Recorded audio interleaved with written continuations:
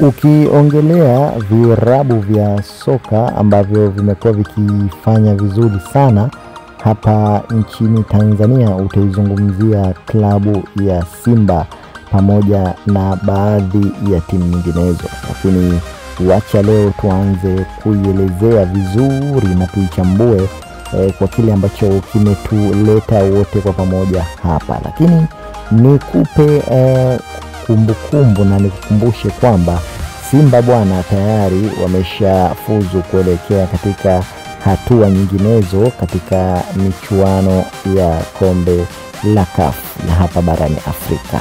Sasa katika kusogea mbele zaidi tumeona wachezaji pamoja na wasemaji, lakini pia na watu wakubwa kwenye klabu ya Simba wenye upendo wa dhati na kuiwekezea Simba wamekuwa wakijinadi na kuongea malengo pamoja na mipango mizito ambayo Simba wamekuwa wakiweka.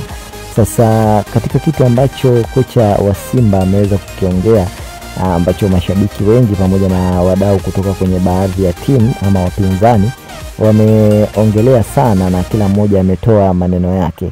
Hii ni baada ya kocha wa Simba kuweza kusema kwamba Simba hivi sasa ilipofika ni ya level za kimataifa zaidi, si ya level hizi ndogo.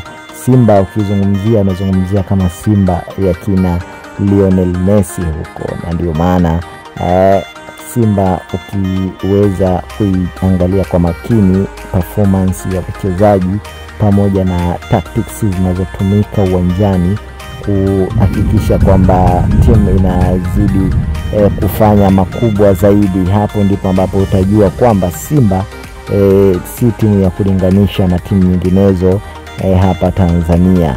Sasa maneno haya bwana yamezua mtafaruko na gumzo, kwa sababu kila shabiki amekuwa na ipa sifa na kuipenda timu yake. Sasa kwa maneno haya imefanya watu waibuke na taswira za maneno tofauti.